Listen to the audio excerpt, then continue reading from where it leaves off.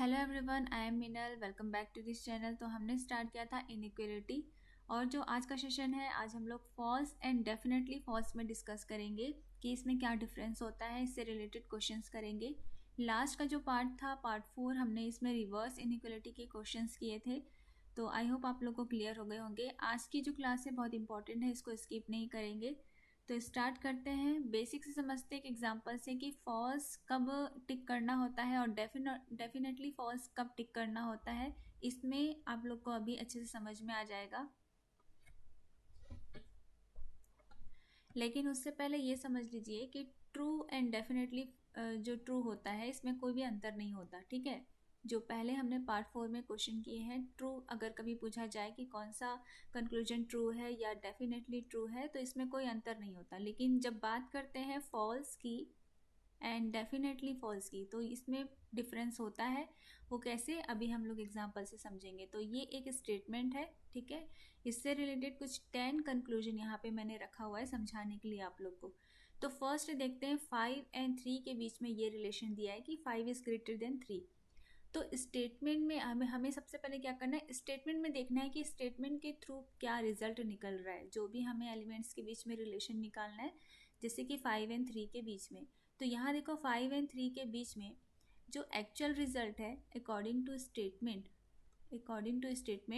कि 5 is greater then 3, और यही कंक्लूजन में भी दिया हुआ है। तो इसका मतलब ये तो ट्रू हो गया। नेक्स्ट देखते हैं 5 एंड 2 के बीच में। तो 5 एंड 2 के बीच में ये जो सारे के सारे साइन है वो ग्रेटर फैमिली से, आप देख सकते हैं। ठीक है, तो अब स्टेटमेंट के अकॉर्डिंग यहाँ पे क्या रिजल्ट निकलेगा कि 5 इज ग्रेटर देन 2, एंड यही हमें यहाँ कंक्लूजन में भी दिया हुआ है। तो ये भी ट्रू हो गया। आगे देखते हैं, 5 एंड 3 के बीच में दिया हुआ है, और 5 एंड 3 के बीच में हमने पहले ही निकाल लिया है कि 5 इज ग्रेटर देन 3। लेकिन यहाँ पे क्या दिया हुआ है, 5 इज लेस देन 3। अब आप इसको क्या बोलोगे, आप इसको फॉल्स बोलोगे या डेफिनेटली फॉल्स बोलोगे। तो देखो यहाँ पे स्टेटमेंट के थ्रू जो हमें रिजल्ट मिला है ये 100% ट्रू है। यानी हमें कंफर्मेशन है, हमारे पास कंफर्म रिजल्ट है कि 5 बड़ा है 3 से। ठीक है, 5 बड़ा है 3 से। तो जब बड़ा है तो वो चीज़ छोटी कभी हो ही नहीं सकती। यानी ये क्या हो जाएगा, ये डेफिनेट। ओके, अब फॉल्स कब होगा इसके लिए आगे देखें। 5 एंड 3 के बीच में क्या दिया हुआ है, 5 इज ग्रेटर देन और equal to 3। 5 is greater than और इक्वल टू 3, लेकिन यहाँ स्टेटमेंट के अकॉर्डिंग क्या दिया है, 5 इज ग्रेटर देन 3।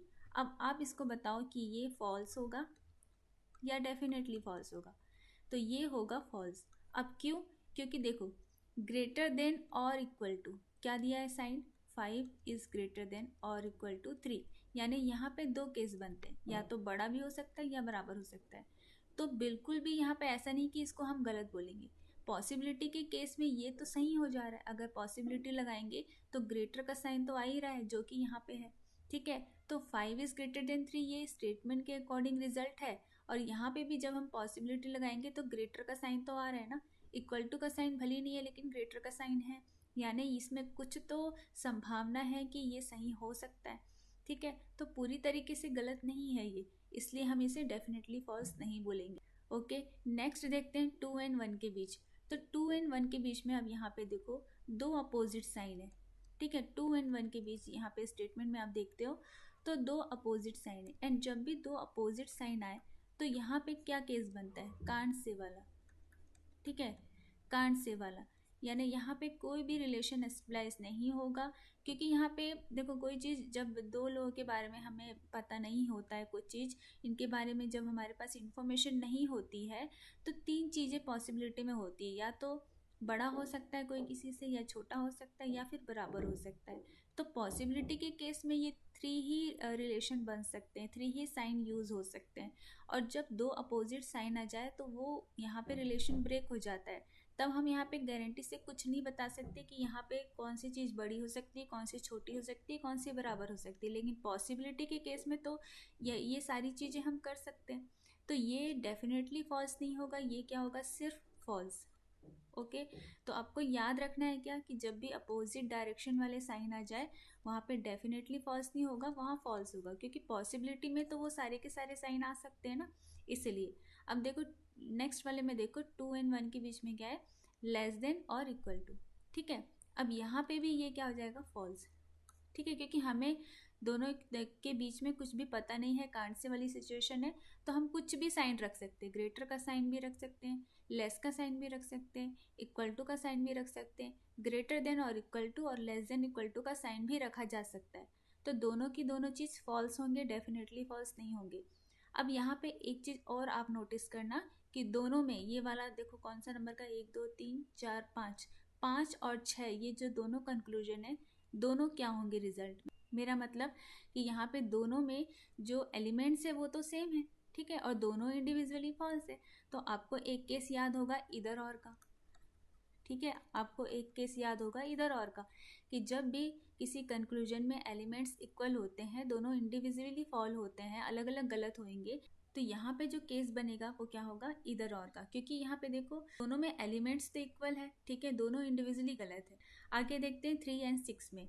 3 एंड 6 की तरफ, 3 से 6 की तरफ आप जाओगे, तब यहाँ पे जो एक्चुअल रिजल्ट मिल रहा है अकॉर्डिंग टू स्टेटमेंट, वो क्या मिल रहा है कि 3 इज लेस देन 6। लेकिन यहाँ पे क्या है, 3 इज लेस देन और इक्वल टू 6, तो ये क्या हो जाएगा, फॉल्स, ना कि डेफिनेटली फॉल्स। ठीक है, एंड नेक्स्ट देखते हैं 3 एंड 6 के बीच में ही दिया हुआ है 3 इज ग्रेटर देन 6। अब आप यहाँ पे बताइए कि ये डेफिनेटली फॉल्स होगा या फॉल्स होगा, ये आपको कमेंट करके यहाँ पे बताना है। ठीक है, नेक्स्ट देखते हैं 4 एंड 2 के बीच में। 4 एंड 2 के बीच में यहाँ पे देखिए, जब 4 से 2 की तरफ जा रहे हैं, तो हमें स्टेटमेंट के अकॉर्डिंग क्या रिजल्ट मिल रहा है कि 4 इज ग्रेटर देन और इक्वल टू 2। ठीक है, तो 4 इज ग्रेटर देन और इक्वल टू 2 है, और यहाँ पे क्या दिया है, 4 इज इक्वल टू 2, तो ये क्या हो जाएगा, फॉल्स। ठीक है, एंड नेक्स्ट देखेंगे तो 4 एंड 2 के बीच में ही दिया है 4 इज लेस देन 2, तो ये भी क्या हो गया, फॉल्स। अब यहाँ पे आप बोलोगे मैम यहाँ पे भी इधर और का केस बनेगा, तो नहीं बनेगा, क्योंकि यहाँ पे देख लो कि 4 2 बराबर तो है, ठीक है, लेकिन यहाँ पे दो जो केस बन रहे हैं उनमें से ये बड़ा वाला साइन आ रहा है, ना कि लेस का साइन आ रहा है। ठीक है, ग्रेटर का साइन आ रहा है, ना कि लेस का साइन आ रहा है। 4 इज ग्रेटर देन 2 भी हो सकता है, 4 इज इक्वल टू 2 भी हो सकता है, लेकिन यहाँ पे दिया है 4 इज लेस देन 2, तो यहाँ पे हड़बड़ी में इधर और का केस नहीं लगेगा, आंसर उसमें नहीं टिक करना है। यहाँ पे आंसर क्या आएगा, नीदर नॉर का। ठीक है, ना तो ये ना तो ये। ठीक है, तो ये एक छोटा सा एग्जाम्पल था ताकि आप लोगों को क्लियर हो जाए कि फॉल्स एंड डेफिनेटली फॉल्स कब आपको टिक करना है। अब चलते हैं सीधा क्वेश्चन की तरफ। फर्स्ट क्वेश्चन यहाँ पे देखिए, सिंगल लाइन स्टेटमेंट दिया हुआ है एंड 5 कंक्लूजन आपके सामने है। ठीक है, तो पहला कंक्लूजन देख लो, के एंड सी के बीच में के इज लेस देन और इक्वल टू सी दिया गया है। अब हम चेक करते हैं हमारे स्टेटमेंट के अकॉर्डिंग क्या आंसर आ रहा है। तो सी से के की तरफ जब आप जाओगे, सी से के की तरफ, तो यहाँ पे देखो सारे एक ही डायरेक्शन पे साइन। ठीक है, लेस फैमिली से है, तो क्या आएगा, के इज लेस देन सी हमें रिजल्ट मिलेगा। तो अकॉर्डिंग टू स्टेटमेंट हमें क्या मिल रहा है, के इज लेस देन सी, लेकिन यहाँ पे क्या है, के इज लेस देन और इक्वल टू सी, तो ये क्या हो जाएगा, फॉल्स। ठीक, नेक्स्ट देखो आर एंड के बीच में आर इज लेस देन के, तो आर से जब आप के की तरफ जाओगे तो आपको क्या मिल रहा है, कौन सा साइन मिलेगा, आर से के की तरफ जाओगे, ये सारे ग्रेटर फैमिली से हैं सारे के सारे साइन, तो आर एंड के के बीच में ग्रेटर का साइन आ जाएगा। आर इज ग्रेटर देन के हो रहा है अकॉर्डिंग टू स्टेटमेंट, यहाँ पे क्या है, आर इज लेस देन के। तो जब हमें 100% श्योर है हम लोग, यहाँ पे ट्रू है ये, हमें रिजल्ट मिल रहा है स्टेटमेंट के अकॉर्डिंग कि आर बड़ा है के से, तो जब बड़ा है तो वो छोटा कभी हो ही नहीं सकता, पॉसिबिलिटी में भी नहीं हो सकता, तो ये क्या हो जाएगा, डेफिनेटली फॉल्स। क्लियर। अब चलते हैं नेक्स्ट जे एंड डी के लिए। तो जे से डी की तरफ जब आप जाओगे, जे से डी की तरफ, जे से डी की तरफ, अब यहाँ पे देखो ग्रेटर का साइन है, ग्रेटर देन इक्वल टू का साइन है, ग्रेटर का साइन है और लेस का साइन है, तो दो एक ही डायरेक्शन पे, एक अपोजिट डायरेक्शन पे, तो यहाँ से क्या हो रहा है, फ्लो ब्रेक हो जा रहा है, यानी यहाँ पे क्या कंडीशन बनेगी, कांसे वाली। ठीक है, कांसे वाली सिचुएशन आ गई, तो अब इसे हम क्या बोलेंगे, मैंने बोला जब भी कांसे वाली सिचुएशन हो तो वहाँ पे डेफिनेटली फॉल्स नहीं होगा, वहाँ पे क्या हो जाएगा, फॉल्स। ओके, अब आगे देखते हैं ओ एंड डी की तरफ। ओ से डी की तरफ जब आप जाओगे, यहाँ पे देखो ओ से डी की तरफ, तो यहाँ पे भी दो अपोजिट साइन आ रहे हैं, ग्रेटर देन और लेस देन, तो ये भी फ्लो ब्रेक हो गया।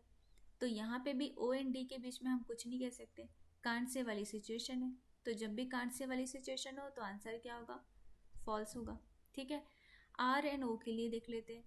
आर एंड ओ के लिए, आर से ओ की तरफ जब आप जाओगे तो यहाँ पे ग्रेटर का साइन है, ग्रेटर देन और इक्वल टू का साइन है, तो फाइनली हमें रिजल्ट क्या मिलता है, आर इज ग्रेटर देन ओ।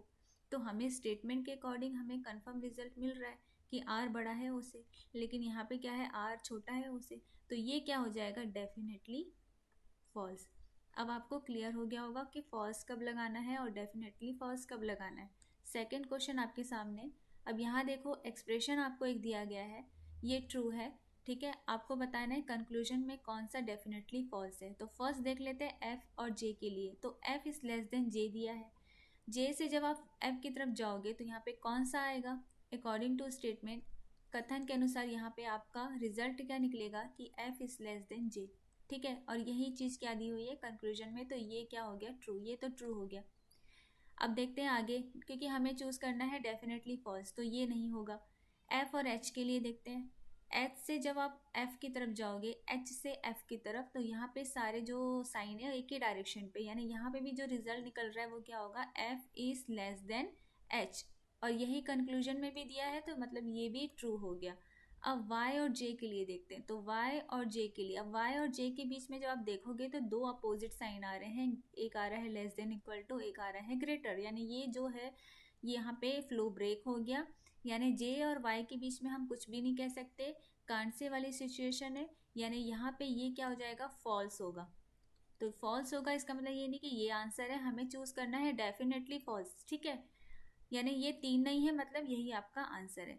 फिर भी आप देख लो एच एंड वाई के बीच में क्या कंडीशन बन रही है, तो डेफिनेटली फॉल्स हो रहा है, ये आपको पता होना चाहिए। तो अब चलते हैं क्वेश्चन नंबर थर्ड में। अब यहाँ पे देखो P is greater then Q, ये डेफिनेटली फॉल्स आपको बताना है, किस एक्सप्रेशन में ये डेफिनेटली फॉल्स हो रहा है। अब ये डेफिनेटली फॉल्स हो रहा है, इसका मतलब यहाँ पे साइन P एंड Q के बीच में क्या क्या आना चाहिए, लेस का साइन आना चाहिए, और या फिर लेस देन और इक्वल टू का साइन आना चाहिए, तभी ये कंडीशन बनेगी, ठीक है ना।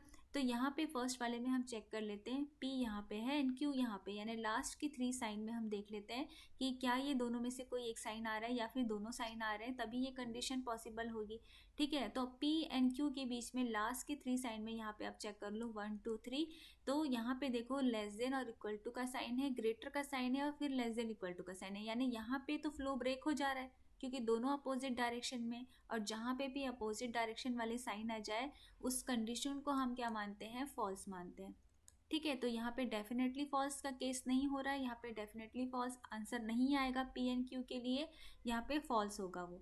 सेकेंड वाले में देखो P यहाँ है, Q यहाँ है, यानी फर्स्ट स्टार्टिंग के थ्री साइन में हमें चेक करना है। स्टार्टिंग के थ्री साइन में आप चेक करोगे तो यहाँ देखो ग्रेटर का साइन है, ठीक है, लेस का साइन है, फिर लेस देन और इक्वल टू का साइन है, तो अगेन यहाँ पे जो फ्लो है वो ब्रेक हो गया, और जहाँ पे भी फ्लो ब्रेक हो जा रहा है वहाँ पे हम क्या बोलेंगे कि ये फॉल्स है, ना कि डेफिनेटली फॉल्स है, ठीक है। सी में देखो, सी में P यहाँ है, Q यहाँ है, यानी सेकेंड और थर्ड हम लोग साइन को चेक करेंगे, कंपेयर करेंगे यहाँ पे, तो सेकेंड ये है, थर्ड ये है, दोनों एक ही डायरेक्शन में, यानी हमें यहाँ पे एक 100% रिजल्ट मिल रहा है कि P is less than Q, लेकिन हमें यहाँ पे ये, अच्छा देखो P is less than Q मिल रहा है, ठीक है, P is less than Q है, इसका मतलब वो P कभी भी Q से बड़ा हो सकता है क्या, नहीं हो सकता है, और यही चीज यहाँ पे डेफिनेटली फॉल्स हो रही है, ठीक है, तो यही आपका आंसर हो जाएगा।